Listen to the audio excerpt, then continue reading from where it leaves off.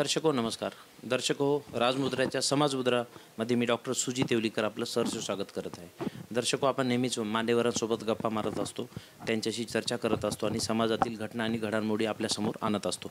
तर आज आपल्यासोबत वसमत मतदारसंघाचे विद्यमान आमदार राजूभाऊ नवघरे आहेत. त्यांच्याशी आपण आज चर्चा साधणार आहोत. त्यांचं काम कसं आहे, मतदारसंघात मागील 5 वर्षात त्यांचा कसा झंझावत चालू आहे विकासाचं, या संदर्भात आपण चर्चा करणार आहोत. पुढील येणारी विधानसभा निवडणूक देखील आहे, त्या अनुषंगाने आपण त्यांच्याशी गप्पा मारणार आहोत. आपल्या सगळ्यांतर्फे मी दादाचं स्वागत करतो. दादा नमस्कार. तर दादा, आपण मागील 5 वर्षापासून कार्य करत आहेत. भरीव अशी कोणती कामगिरी आपण या 5 वर्षात केली, काय सांगता येईल आपल्याला? मी प्रत्येक कामालाच भरीव समजतो आणि अत्यंत प्रामाणिकपणे छोटं काम असो मोठं काम असो त्या कामाला न्याय देण्याचं काम केलं. आपण अजितदादांचे फेवरेट आहात आणि अनेक विकासाचा झंझावत आणलेला आहे. रेकॉर्ड ब्रेक निधी असा मतदारसंघात आला आहे, असे सगळीकडे चर्चा आहे. तर अशी महत्त्वाची कोणती कामे इथं आलेली आहेत? सर्वात महत्त्वाचं म्हणजे शेतकऱ्यांसाठी हा मतदारसंघ पूर्ण शेतीप्रधान मतदारसंघ आहे आणि त्या दृष्टीनं इथं पिण्याच्या पाण्याची व्यवस्था असेल, त्यानंतर शेतीच्या सिंचनाची व्यवस्था असेल. त्यामुळं आपल्या इथं जेवढे काही नदी नाले आहेत ते सर्व खोलीकरण करून आपण तिथं कोल्हापुरी टाईपचे बंधारे असतील किंवा मग पूर्णा नदीवर पूर्ण बॅरेज असतील, या पद्धतीनं आपण पिण्याच्या पाण्यासाठी शेतीच्या पाण्यासाठी जास्तीत जास्त निधी आणण्याचं काम केलं. बरं, आपल्या इथून बरेच लोक बाहेर शिक्षणासाठी जातात. नांदेड येथे शिक्षणासाठी येतात. पुण्या मुंबईकडे जाताना कल दिसतो. एक बहरजी स्मारकचं जर आपल्याला कॉलेज दिसलं तर इतर आपल्याला दिसत नाही. तर भविष्यामध्ये मेडिकल कॉलेज असेल, इंजिनिअरिंग कॉलेज असेल किंवा पॉलिटेक्निक असेल, असं काही आपण वसमत किंवा औंढा तालुक्यात आणू शकता का? आपला हिंगोली जिल्हा हा एज्युकेशनली बॅकवर्ड जिल्ह्यामध्ये मोडतो. त्यामुळं आम्ही या जिल्ह्यासाठी 17 सप्टेंबरला नामदार अजित पवार साहेब असतील, नामदार हसन मुश्रीफ साहेब असतील, यांच्याकडे सातत्यानं पाठपुरावा करून आणि त्या मिटिंगमध्ये 9 वर्षानंतर आपल्या जिल्ह्यामध्ये आपल्या मराठवाड्याची बैठक लागली होती आणि त्यानिमित्तानं मराठवाडा मुक्तीसंग्राम दिनाच्या निमित्तानं आम्हाला माहीत होतं जे काही करायचं आहे ते आता या मिटिंगमध्येच आपल्या पदरात पाडून घ्यायचं. त्यामुळं आपण जो आमचा जिल्हा एज्युकेशनली बॅकवर्ड होता त्यासाठी आम्ही मेडिकल कॉलेजची मागणी केलेली आणि ती मागणीसुद्धा पूर्ण झालेली. आता हिंगोलीला लवकरच मेडिकल कॉलेजची स्थापना होणार आहे. दुसरं वसमतला आपण बघत असाल की एक योगानंद कॉलेज आहे, एक बहिर्जी कॉलेज आहे आणि छोटे मोठे काही दुसरे कॉलेजेस आहेत. त्यांच्याबरोबरीनेच आता लॉ कॉलेज आपण मंजूर करून आणलेलं आहे. त्यानिमित्तानं सुद्धा एवढं करूनसुद्धा पुन्हा वसमतला जे मुलं बाहेर जातात त्यांच्यासाठी सोयाबीनच्या ॲव्हरेजवर शेतकरी असतील, कापसाच्या ॲव्हरेजवर असतील, ते त्यांच्या मुलाला मुंबई पुण्यासारख्या ठिकाणी मेट्रो सिटीला ठेवू शकत नाहीत. त्यांच्यासाठी आपण इथे एक अभ्यासिका अशी ओपन करतो आहे. MPSC UPSC सेंटर आणि स्पर्धा परीक्षेच्या सगळे केंद्र आपण आपल्या वसमतला उभं करतो आहे. त्याचं जवळपास 50% काम पण पूर्ण झालेलं आहे, 50% काम त्याच्यामध्ये बाकी आहे. बरं, सिंचनासाठी बऱ्यापैकी वसमतला ओळखलं जातं. मोठी बाजारपेठ देखील वसमतला आहे. हळद असेल, ऊस असेल, कापूस असेल, सोयाबीन असेल, यासाठी देखील वसमत आणि इतर परिसर प्रसिद्ध आहे. तर इथल्या शेतकऱ्यांना चांगली बाजारपेठ मिळावी किंवा त्यांची निर्यात क्षमता जास्त वाढावी यासाठी आपल्याकडे काही तरतूद आहे का? आपण वसमतला मॉडर्न मार्केट प्रस्तावित केलं होतं, पण काही कारणास्तव ते होऊ शकलं नाही. मागच्या काळामध्ये त्याच्यावर खूप चर्चा झाल्या पण ते होऊ शकलं नाही. त्यामुळे आता आपण वसमत कृषी उत्पन्न बाजार समितीसाठी एक कृषी विभागाकडून जागेची मागणी केलेली आहे. इथलं हळदीचं मार्केट खूप मोठ्या प्रमाणावर आहे आणि सगळंच मार्केट तिथे एका जागी झालं पाहिजे यासाठी आपण प्रयत्न करतो आहे. बरं दादा, आपण शिक्षणाचं आणि कृषीचं सांगितलं. आता सिंचनामधला एक प्रश्न येतो की बाबा काही तालुक्यांमध्ये सिंचन कमी आहे, जसं शिरडचा पट्टा आहे, तर तिथं आपल्याला काही सिंचनासाठी आपल्याकडे काही कन्सेप्ट आहे का? आता आपण बघितलं असेल की सिंचनाच्या बाबतीमध्ये वसमत तालुक्यामध्ये नाही तर आमचा सिंचनाचा जिल्हाच हा आमचा सिंचनाच्या अनुशेषात सुद्धा आहे. परभणीपासून वेगळा झालेला जिल्हा आणि त्याच्यामध्ये एज्युकेशनली बॅकवर्ड आहे. त्यानंतर सिंचनामध्ये आमचा अनुशेष होता आणि तो अनुशेष दूर करण्यासाठी आपण जवळपास सिद्धेश्वर उपसा जलसिंचन योजना जी अगोदर प्रस्तावित केली होती तीच योजना आपण पोट्याच्या बॅरेजेसवरून, आता जे बॅरेजेस व्हायलेत आपले, त्या पोट्यापासून आपल्याला पाणी उचलून आपल्या इथलं चोंडी आंबा सर्कल असन, शिरड शहापूर सर्कल असन, पुरजळ सर्कल असन, जवळपास 18 गावं वसमत तालुक्यातील आणि 18 गावं औंढा तालुक्यातील अशी जवळपास 40 गावं, 38 गावं, त्याच्यामध्ये 36 गावं ते आणि दुसरे 4 गावं आहेत छोटे छोटे, असे 40 गावं त्याच्यामध्ये कव्हर होत आहेत आणि 6000 हेक्टरला त्या बाबतीमध्ये पाणी देण्याचं काम सुरू होणार आहे. त्याची प्राथमिक बैठकसुद्धा झालेली आहे. त्या सर्वेसाठी सुद्धा आपण निधी उपलब्ध करून घेण्याचं काम आता सध्या करतोय. आपण स्वतः एक प्रतिष्ठान चालवतात आणि त्याच्यामार्फतही आपण बरंच समाजकार्य करत असतात. त्याच्याबद्दल आम्हाला थोडक्यात माहिती द्या. सेवा प्रतिष्ठान नावाचं प्रतिष्ठान आम्ही चालवतो. त्याचे अध्यक्ष आमचे मामा श्री बालाजी ढोरे आहेत आणि त्याच्या माध्यमातून जे समाजातील अडचणीतले लोक आहेत, म्हणजे आता आम्ही त्या सेवा प्रतिष्ठानच्या माध्यमातून म्हणजे आत्तापर्यंत आपण बघितलं असेल तुम्ही तर आपण डोळ्याचे ऑपरेशन्स असतील ते 13,000 लोकांची करून आणलेले आहेत. गर्भपिशवीचे ऑपरेशन असतील महिलांचे, त्यानंतर ब्रेन ट्यूमर असन, कॅन्सरसाठी आपण 1,000 लोकांना प्रतिष्ठानच्या माध्यमातून मदत मिळवून दिलेली आहे. आणि मुख्यमंत्री सहायता निधी हे तर त्याचं बाकीचं चालूच असते, पण सेवा प्रतिष्ठानच्या माध्यमातून सामुदायिक विवाह सोहळे जवळपास प्रचंड मोठ्या प्रमाणावर आपण करण्याचं काम केलं आहे. मुलींना ज्या मुली 6 किलोमीटरपर्यंत पायानं जात होत्या त्यांच्यासाठी सायकलचं वाटप असन, 1800 महिलांना ज्या विधवा महिला आहेत 50 वर्षापेक्षा कमी, त्याच्यामध्ये त्या महिलांसाठी आपण पिठाच्या गिरण्या असतील, शिलाई मशीन असन, हे सगळं करण्याचं काम त्या सेवा प्रतिष्ठानच्या माध्यमातून केलेलं आहे. सेवा प्रतिष्ठानाची कन्सेप्ट कशी आली आणि ती कधीपासून आपली चालू आहे? आमचं ते तसं मित्रमंडळाच्या नावावर मागच्या 20 वर्षापासून चालू आहे, पण त्याला कुठंतरी प्लॅटफॉर्म दिला पाहिजे म्हणून आपण सेवा प्रतिष्ठान त्याचं नाव ठेवलं आहे. संपूर्ण मतदारसंघातील शासनानं आत्ता योजना लागू केली, अजून सुरुवात नाही झाली, देवदर्शन योजना, पण आम्ही सगळ्या जाती धर्माच्या लोकांना पंढरपूर दर्शन आसन, कपिलधार दर्शन आसन लिंगायत समाजासाठी, आणि त्यानंतर आम्ही आपलं माहूर दर्शन आसन, त्यानंतर तुळजापूर आसन, त्यानंतर परळी आसन, त्यानंतर चैत्यभूमी आसन, दीक्षाभूमी आसन, अशा आणि बौद्धगयासाठी सुद्धा आम्ही आता प्रयत्न करतोय. तिथंसुद्धा आम्हाला तिथं दर्शनासाठी मंडळीला न्यायचं आहे आणि त्या बाबतीमध्ये ते सगळ्याच आमच्या येथील जे जवळपास दर्शनासाठी आम्ही सगळीकडेच ती योजना आम्ही आमच्या मतदारसंघामध्ये जी शासनानं आता लागू केली ती आम्ही आमच्या मतदारसंघामध्ये अगोदरच राबवलेली. दुसरं जे काही आपण बघत असताना की फक्त देवदेवताच्या नावावर मतदान मागायचं नाही, तर आपले जेवढे देवस्थान आहेत, जेवढे दर्गी आहेत, तेवढ्या सगळ्यासाठी निधी उपलब्ध करून देण्याचं आम्ही काम केले.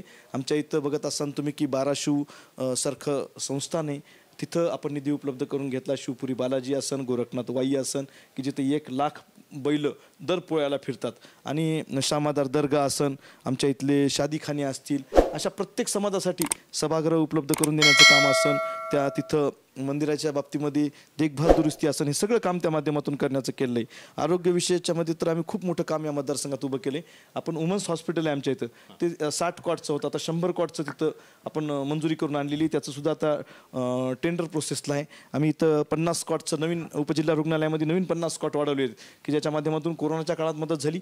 आता आपण बघत असताना की तिथं आता रोजचे ऑपरेशन्स हे ते खूप मोठ्या प्रमाणावर होतात.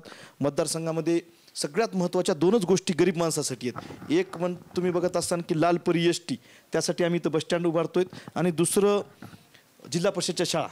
तुम्ही आम्ही सगळेजण कुठेतरी आपल्या लेकरांना दुसरीकडे टाकू शकतात मोठे लोक, पण जे ग्रामीण भागातील लोक आहेत, जे त्यांना नगरपालिकेच्या शाळेमध्ये शहरामध्ये घालावं लागते, आणि जे ग्रामीण भागात खेड्यात राहतात त्यांचे लेकरं सगळे हे जिल्हा परिषदच्या शाळेमध्ये जातात. त्यामुळे तिथला दर्जा सुधारला पाहिजे. तुम्ही वसमत विधानसभा मतदारसंघातील जर माहिती घेत असाल तर तुम्ही आमच्या आडगाव रणजेबुवासारखी शाळा असन, कळंबा असन, गुंडा असन, अशा कित्येक शाळा आहेत येतलं की MNSच्या माध्यमातून कित्येक विद्यार्थ्यांना तिथं शिष्यवृत्ती मिळण्याचं काम त्या माध्यमातून होत आहे. स्कॉलरशिप असन, नवोदय असन, त्याच्यामध्ये जिल्ह्यामध्ये 2 जिल्ह्यामध्ये आमच्या इथला रिझल्ट सगळ्यात चांगला आहे.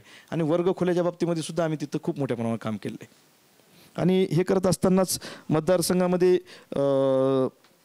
तुम्हाला सांगितलं त्या पद्धतीनं की नवीन ट्रान्सफॉर्मर आली झाली पाहिजे.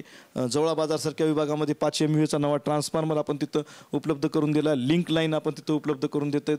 शेतामध्ये माणसाला आपण रात्रीची लाईन राहिली पाहिजे, म्हणजे आखाड्यावर सुद्धा लाईन राहिली पाहिजे म्हणून स्पेशल डिझाईन ट्रान्सफॉर्मर्स आपण बसवले. त्या माध्यमातून 50-60% भाग आम्ही कव्हर करण्याचा प्रयत्न केला आहे. माझ्या 4.5 वर्षाच्या काळामध्ये 1.5 वर्ष कोरोनामध्ये गेलं, काही दिवस ते सत्तेच्या याच्यामध्ये गेलं, पण तरी असून सुद्धा जेवढा वेळ भेटला तेवढा वेळ आपण त्या शेवटच्या माणसापर्यंत पोहोचण्यासाठी आपण काम केलेलं आहे. मतदारसंघातील तीर्थक्षेत्र विकास निधीसाठी खूप मोठ्या प्रमाणावर निधी उपलब्ध करून घेतलं आहे, पण त्याचं राजकारण आम्ही करण्याचं काम केलेलं नाही. आपण बघत असताना की कोरोना काळामध्ये सुद्धा आम्ही सर्व दवाखान्याच्या लोकांचे बिलाचे मॅटर्स असू द्या, त्यांना कॉट उपलब्ध करून देण्याचा असू द्या, त्यांना इंजेक्शन्स असू द्या, त्यांना गोळ्या औषधी असू द्या, त्यांच्या कुटुंबाची देखभाल असू द्या. माझ्या 4 ॲम्ब्युलन्स मागच्या या मतदारसंघामध्ये 4 ॲम्ब्युलन्स मी जेव्हा सरपंच होतो तेव्हापासून माझ्याकडे रुग्णवाहिका आहे. आणि त्या माध्यमातून या मतदारसंघातील जे काही माणूस ते कोणीही पक्षाला मतदान करीत असेल, पण अडचणीच्या वेळेस पहिला फोन मला करते त्या बाबतीमध्ये निश्चित मला अभिमान आहे की ज्यावेळेस अडचण असती त्यावेळेस त्यांनी तिथं सगळ्यात अगोदर ते मला फोन करतात किंवा आपण त्या माध्यमातून काम करण्याचा प्रयत्न करतोय. आपण महिला सक्षमीकरणासाठी सुद्धा ज्या कुटुंबातील महिला 50 वर्षापेक्षा कमी वयात याच्यात विधवा झाल्यात त्या कुटुंबातील महिलांचं उदरनिर्वाहासाठी आपण त्यांना पिठाच्या गिरण्या, शिलाई मशीन असतील, असे कित्येक उपक्रम आपण त्या माध्यमातून राबवलेले आहेत. आम्ही जवळपास 1,500 महिलांना आतापर्यंत प्रशिक्षण देण्याचं कामसुद्धा त्या माध्यमातून केलेलं आहे. नेत्र तपासणीच्या बाबतीमध्ये तर तुम्ही बघितलं असेल की आम्ही इथं 13,000 लोकांची डोळ्याचे ऑपरेशन कंप्लीट केलेत, 10,000 लोकांना चष्मे वाटप केलेत. आपण डॉक्टर लहाने साहेबापासून ते मुंबईच्या लहाने साहेबापासून ते वसमतच्या उपजिल्हा रुग्णालय असन किंवा इथले काही डॉक्टर्स असतील, उदगीर असन, अशा सगळ्या ठिकाणी आपण आमचे पेशंट पाठवून तिथं ऑपरेशन करण्याचं काम त्या माध्यमातून करतोय. सामूहिक विवाह सोहळ्याच्या माध्यमातून 400 मुलामुलींचे लग्न आपण डायरेक्टली विवाह सोहळ्यामध्ये सगळ्या जाती धर्माच्या लोकांचे लग्न तिथं करण्याचा प्रयत्न केला आहे. त्यामुळं आपली निवडणुकीला याला आणि कशालाच तिथं भिण्याचं काम नाही. वसमत शहरामध्ये जवळपास 72 कोटीचे रस्ते आपण टाकलेले. तुम्ही आता येताच बघितलं असाल की सगळ्या रस्त्यांचे कामं चालू आहेत. अंडरग्राऊंड ड्रेनेजसाठी आपण प्रस्तावित केलेले. कालच आम्ही एका सती पांगऱ्याहून ते वसमतला पाईपलाईनच्या बाबतीमध्ये पाईपलाईन केले. तिथलं पाण्याच्या पिण्याचा प्रश्नसुद्धा भविष्यामध्ये मिटणार आहे. त्यामुळे जे जे काही करता येईल ते करण्याचा प्रयत्न केला आहे. आता त्या प्रयत्नांना लोक कशा पद्धतीनं न्याय देतात ते त्यांचा प्रश्न राहिला, पण आपण प्रामाणिकपणे शेवटच्या माणसापर्यंत हे सगळ्या योजना पोहोचविण्याचं काम असू द्या, हे सगळे विकास कामं पोहोचविण्याचं काम असू द्या, त्याबरोबर या मतदारसंघामध्ये सामाजिक सलोखा ठेवण्याचं कामसुद्धा त्या माध्यमातून आम्ही खूप मोठ्या प्रमाणावर केले. तर दर्शक हो, मी फक्त विकास काम करत आहे, विकासाकडेच जनतेने लक्ष द्यावं. पक्ष महत्त्वाचा नाही, चिन्ह महत्त्वाचं नाही, माझं काम पहा, कामाचा धडाका पहा. आपण स्वतः मतदारसंघातील जनता, आपण त्यांचे साक्षीदार आहात. दादांनी किती काम केले आपल्यालाच माहीत आहे. येणारा काळच आता निवडणुकीत ठरवेल की नेमकं काय होणार आहे. तर दादा आपल्या फार जवळचे आहेत, अजितदादा पवार. तर या मतदारसंघासाठी स्पेशली आपल्या मतदारसंघात आपण स्वार्थी असतोच, नागरिक पण आहोत. आपण अजून काय आणू शकता इथं, आपल्याला काय अशी इच्छा आहे? जे जे काही या महाराष्ट्रामध्ये उत्तम आहे, या देशामध्ये उत्तम आहे, ते मला वसमतला आणण्याचं स्वप्न आहे. छान. दुसरा महत्त्वाचा प्रश्न आहे की दोन महिन्यातच विधानसभा निवडणूक आहे. महायुती म्हणून आपली कशी तयारी आहे? तयारी कोणाला करावं लागते? जे काही निवडणुकीच्या वेळेस उगवतात अशा लोकांना करावं लागते. मी 24 तासाचा कार्यकर्ता आहे. लोकांच्या पायाला ठेस लागत तिथपर्यंत पोहोचत असतो आणि मी प्रामाणिकपणे प्रयत्न करत असतो. तुम्ही आत्ता बघितलं असं इथल्या गर्दीवरून. तुम्हाला स्वर्गीय बाळासाहेब ठाकरे साहेबांचे 2 शब्द सांगतो आणि स्वर्गीय R.R. पाटलाचे. नेता ज्याचं घर मोठं असते ते नेता मोठा नसतो, ज्याची गाडी मोठी असते, ज्याने पांढरे कपडे घातले म्हणून तो नेता मोठा नसतो. जर ज्याच्या घरापुढे चपलाचा ढीग मोठा असतो तो मोठा नेता असतो. ज्याच्या स्वर्गीय R.R. पाटील साहेबांनी सांगितले, मोठे लोक आमच्यासोबत नसतील पण जीवाभावाचे कार्यकर्ते माझ्यासोबत येतं. गरीब माणसाच्या पायाकडे पाहून मी राजकारण करतो. त्यामुळे मी कोणतीही तयारी करत नाही. मी कशालाही तयारी ठेवतो, कशातही तयारी असते माझी. बरं. लोकसभा 2024चा निकाल लागला. या मतदारसंघातून महायुती आणि महाविकास आघाडी अशी लढत झाली. ही जागा महाविकास आघाडीने काढली. यावर आपलं काय मत आहे? प्रत्येक निवडणूक वेगळी असते. तुम्ही ग्रामपंचायतच्या निवडणुकीमध्ये वेगळंच असते, जिल्हा परिषदच्या निवडणुकीच्या वेगळं असते. लोकसभेच्या वेळेस या महाराष्ट्रामध्ये यावेळेस एक वेगळं वातावरण होतं आणि त्या वातावरणाच्या मदतीनं मतदान झालेलं आहे. त्यामुळे एखादा आमदार किंवा एखादा लोकप्रतिनिधी यांच्या मनावरच मतदान झालेलं नाही. हे मतदान हे सगळं लोकांनी ठरवलेलं होतं आणि जेव्हा लोकांतून आवाज येतो त्यावेळेस त्या पद्धतीनं मतदान होत असते. बरं. आपल्याच तालुक्यामधून माजी मंत्री जयप्रकाशजी दांडेगावकर इच्छुक आहेत महाविकास आघाडीकडून. आपल्याला काय वाटतं? मी त्यांच्या बाबतीमध्ये काय बोलू? आता ते इच्छुक असले तर निवडणुकीला उभं टाकतील. त्यांची काय मला माहिती नाही त्याच्या बाबतीमध्ये. बरं. आणि मला माहीत नाही बहुतेक ते निवडणूक लढवायलीत न लढवायलीत मला माहीत नाही. बरं. ही जागा विद्यमान असल्यामुळे राष्ट्रवादीला सुटणार आहे. तर महायुती म्हणून तिन्ही पक्ष एकत्र मिळून काम करणार आहेत. मी वसमत विधानसभा निवडणूक, प्रत्येकाचा निवडणुकीकडे बघण्याचा दृष्टिकोन वेगळा असते. माझा निवडणुकीकडे दृष्टिकोन वेगळा आहे. मी एक सेवा म्हणून या पदाकडे बघतो. निश्चित 5 वर्षामध्ये आमदारकी असल्यानंतर एक ताकद असते माणसामध्ये आणि त्या ताकदीच्या माध्यमातून माणूस जोमानं काम करत असतो. मी 5 वर्ष नाही, मागच्या 20 वर्षापासून त्याच पद्धतीनं काम करतो आणि अजून समजा जर ताकद भेटली तर त्याच पद्धतीनं काम करण्याचा प्रयत्न करेल. त्यामुळं महायुतीची ताकद किती, महाविकास आघाडीची ताकद किती, त्यापेक्षा माझ्यासोबत जे कार्यकर्ते आहेत त्यांच्या जीवावर मी निवडणूक लढवणार. दादा, आत्ताच लाडली बहीण योजना आली आणि कालपासून त्याचा पहिला हप्ता देखील यायला सुरू झाला. भिवंडी, कल्याण असेल, पुणे असेल, नांदेड जिल्हा असेल, प्रत्येक ठिकाणी आम्ही सोशल मीडियावर पाहतो हप्ते यायला सुरू झालेत. ही योजना आली याबद्दल मी आपल्या सरकारचं आणि आपलं स्वागत करतो. ही दीर्घकाल टिकणार आहे का, हा माझा प्रश्न आहे. ते प्रश्न सगळेच उपस्थित करतायत की बाबा लाडली बहीण योजना नामदार अजित पवार साहेबांनी त्या दिवशी अर्थमंत्री म्हणून घोषित केली. मुख्यमंत्री लाडकी बहीण योजना त्याचं नाव आहे आणि ती योजना मध्य प्रदेशमध्ये खूप मोठ्या प्रमाणावर लोकप्रिय झाली. त्याच धर्तीवर आपल्या महाराष्ट्रातील लोकांनी ही काढली. ते लोक ज्यावेळेस अधिवेशन होतं त्यावेळेस सगळेच म्हणले की ही एक फसवी योजना आहे. मग तुम्ही दिवाळीच्या आपण बघत असताना की ती दिवाळीपासून तिथं सुरुवात होणार होती, राखी पौर्णिमेपासून सुरुवात होणार होती, पण त्याच्या आधीच कालपासून 3-3 हजार रुपयाचे हप्ते पडलेले आहेत. त्यामुळे आता तुम्ही त्याच्या बाबतीमध्ये विचार करायला पाहिजे की ही कोणत्याही प्रकारची फसवी योजना नाही. 3-3 हजार रुपयाचे कालचे मेसेज प्रत्येक महिलेच्या खात्यावर आलेले आहेत आणि ती योजना नक्कीच दीर्घकालीन चालेल. आमच्या चॅनलच्या माध्यमातून अनेक मतदार आपल्याला पाहत आहेत. महायुतीचे घटक म्हणून तसेच विद्यमान आमदार म्हणून आमच्या मार्फत आपण जनतेला काय आवाहन करसाल? जनतेला आव्हान याच्यामध्ये पक्षात मी प्रत्येकाला एवढंच म्हणतो की समजा राजकीय नेता असतो, तो राजकीय नेता कुठेही आभाळातून पडत नाही. तुमच्या मतातून तो उगवतो ना. त्यांनी मतदान केलं त्याच्यातूनच तो उगवतो. निश्चित तुमचा लोकप्रतिनिधी कसा असला पाहिजे ते तुम्ही ठरवलं पाहिजे. जर तो दिसायला चांगला म्हणून तुम्ही मतदान करसाल तर ते फ्लॉप आहे. कोणी हुशार माणूस म्हणून करसाल तर त्या बाबतीत सुद्धा तुम्ही त्याचा रिझल्ट देऊ शकत नाही. कोणी पैसेवाला म्हणून करसाल तर त्याला रिझल्ट देऊ शकत नाही. तुम्ही तुमच्या कामावर माणूस ठेवता, गडी ठेवता, त्याचं साल बांधता, पाडवा टू पाडवा 1 वर्षासाठी असं, किंवा आपला एखादा लोकप्रतिनिधी 5 वर्षासाठी निवडून देतो. मग त्याच्याकडे माझा तुम्हाला प्रश्न आहे, चॅनल जरी तुमचं असलं तरी, तर तुम्ही कशा पद्धतीनं मतदान करसाल? कार्यपद्धती पाहूनच. कार्यपद्धती पाहून. मग माझं तेच म्हणणं आहे की लोकांनी काम बघून मतदान करावं, गाढवायला आणि घोड्याला एका जागी बांधू नये. बरोबर आहे. महत्त्वाचा अजून एक प्रश्न आहे की आज अजितदादांनी असं सांगितलं की बाबा माझ्या बहिणीविरुद्ध जे उमेदवार दिला मी पत्नी, त्यांनी प्रांजल कबुली दिली आणि अर्थातच त्यांचा तो मोठेपणा आहे. त्यांनी कबुली दिली की घरातला उमेदवार द्यायला नव्हता पाहिजे. आपलं काय मत आहे यावर? अजित पवार साहेब हे स्पष्ट बोलणारे माणसं, त्याच्या मनामध्ये कोणताही गुढा नसते. मी मागं काम करतेच बघितलं की अत्यंत प्रामाणिकपणे ते काम करण्याचा प्रयत्न करतात.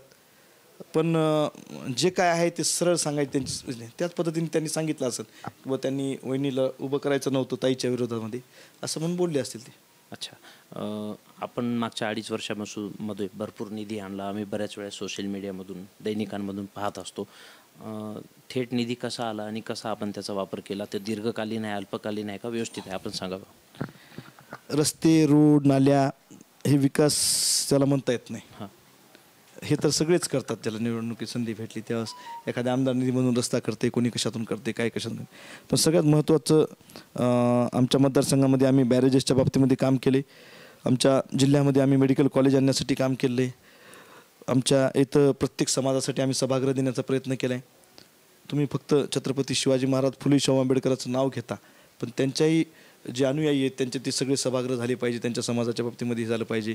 सगळ्या 18 पगड जातीच्या लोकांना सोबत घेऊन चालण्याचं काम त्या माध्यमातून आम्हाला करावं लागते. त्यामुळं तुम्ही बघत असाल की आम्ही मोठ्या प्रमाणावर रस्त्यासाठी निधी आणला आहे, अभ्यासिकेसाठी निधी आणला.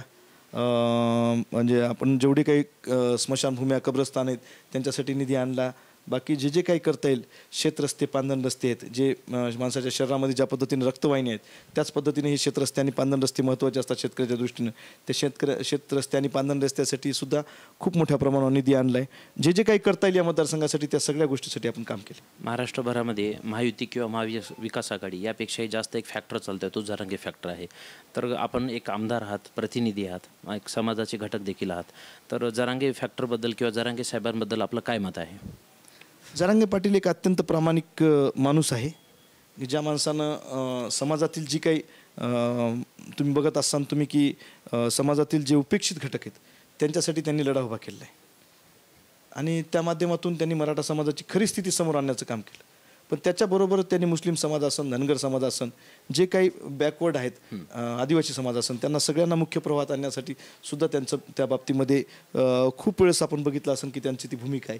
फक्त एका समाजापुरतं न राहता हे जे काही समाज आहेत जे ग्रामीण भागामध्ये आम्ही सगळे जण सोबत राहतो, मराठा समाज असन, मुस्लिम असन, धनगर असतील, अजून आदिवासी समाज असन, सगळ्याचे जे प्रश्न आहेत ते प्रश्नला वाचा फोडण्याचं काम हे जरांगे पाटलांनी केलेले आहे. आणि तुम्ही बघत असाल की समाजातील जे उपेक्षित घटक होता त्यांचा एक आवाज म्हणून आज आपण त्यांच्याकडे बघितलं जातं. बरं सर, एकीकडे शिंदे साहेबांनी 10% आरक्षणाचा कागद दिला, सोबतच बरंच मंत्रिमंडळ असेल, अजितदादाचं पण पार्टी आहे की जरांगे साहेबाच्या बाजूनं दिसते, परंतु सरकारमधले जे भाजप आहे त्यामध्ये नारायण राणे आहेत, त्यांचे 2 मुलं असतील, दरेकर असतील किंवा छगन भुजबळ आहे, हे मात्र जरांगे साहेबाच्या विरोधात बोलताना दिसत आहे. त्याचा फटका महायुतीला होऊ शकतो का? जरा एका प्रामाणिक माणसाच्या विरोधामध्ये कोणती पार्टी असो, कोणत्याही मोठ्या नेत्यांना बोललं न पाहिजे, हे माझं पहिलं प्रामाणिक मत आहे. आणि बाकीचे तुम्ही जी नावं घेतली तेवढ्या मोठ्या उंचीचा मी नाही, म्हणून त्याच्या बाबतीमध्ये बोलणार नाही. बरं, मग एकाच सरकारमधले 2 बाजू समोर येत आहे. एकीकडे सरकारने त्यांना आरक्षण दिले, प्रत्येक गोष्टीतून चांगलं तेवढं घ्यायचं, बाकीचं सोडून द्यायचं. शेवटचे आता 2 महिने शिल्लक आहेत, आपल्याकडे अजून काम करायला वाव आहे, आचारसंहिता पण लवकरच येऊ घातली आहे. शेवटच्या 2 महिन्यात आपण जनतेला काय आवाहन करसाल? मी सातत्यानं समाजाचं देणं फेडण्याचं काम करत असतो आणि 2 महिने राहिले, 15 दिवस राहिले, 20 दिवस राहिले, याला काहीही आपण त्याला अर्थ नाही. मी माझ्या मतदारसंघामध्ये आता MIDCचं काम सुरू करतोय, त्याला कालच मान्यता मिळाली, खंड ग लागू केला आहे, 2G मीन्स ते पण सुरू झालेलं आहे. त्याच्या माध्यमातून आता हजारो पोरांच्या हाताला काम मिळणार आहे त्याच्या माध्यमातून. अजून बॅरेजेसचं असू द्या, हे सगळेच कामं आता प्रगतीपथावर आहेत. बॅरेजेसची तर वर्क ऑर्डर प्रोसेसवर आहे, वर्क ऑर्डर होईल आता काही दिवसामध्ये. सिद्धेश्वर उपसा जलसिंचन योजनेसाठी आपण तिथं सर्व्हेसाठी निधी उपलब्ध करतोय. केळी पाझर तलाव एक आमच्या इकडं औंढा तालुक्यामधील आहे, तिथं त्यामध्ये उखळी आणि माथा सर्कलला त्या माध्यमातून फायदा होणार आहे. तिथं सुद्धा सिंचन वाढण्यासाठी आमच्या त्या बाबतीमध्ये काम केलं आहे. मुख्यमंत्री ग्रामसडक योजनेच्या माध्यमातून प्रचंड मोठ्या प्रमाणावर या मतदारसंघामध्ये ग्रामीण रस्ते जोडण्याचं काम त्या माध्यमातून केलेलं आहे. पुलं असतील, बॅरेजेस असतील, त्याच्यानंतर छोटे मोठे बंधारे असतील, हे सगळं काम त्या माध्यमातून उभं करण्याचा आम्ही प्रयत्न केलेला आहे. मला लोकांना सांगायचं आहे की बाबा, जे माणूस तुमच्यासाठी काम करतो त्या माणसाच्या सोबत राहणं हे लोकांनी ठरवलं पाहिजे. आणि नाही, हे काम करत असताना त्याचा प्रामाणिक हेतू काय आहे त्या बाबतीमध्ये सुद्धा आपण तिथं चाचपणी करूनच मतदानाच्या बाबतीमध्ये त्यांनी त्या बाबतीमध्ये निर्णय घेतला पाहिजे. तर हे होते वसमत मतदारसंघाचे विद्यमान आमदार राजूभाऊ नवघरे, त्यांच्याशी आपण चर्चा केली. ही बातचीत आपल्याला कशी वाटली जरूर कळवा. आपले काही प्रश्न असतील तर कमेंटमध्ये जरूर टाका, ते देखील आम्ही आमदार साहेबांपर्यंत पोहोचू. साहेब, आपण आम्हाला वेळ दिला त्याबद्दल मी आपला अत्यंत आभारी आहे. धन्यवाद. थँक्यू. तर दर्शको, मी इथेच आपली रजा घेतो. कुठे जाऊ नका, बघत राहा फक्त आणि फक्त राजमधुरा न्यूज लाईव्ह. धन्यवाद. मनोरंजनाचं प्रबोधन, करमणुकीचं उद्बोधन, बातमी अचूक, माहिती बिनचूक, पाहत रहा राजमुद्रा न्यूज लाईव्ह.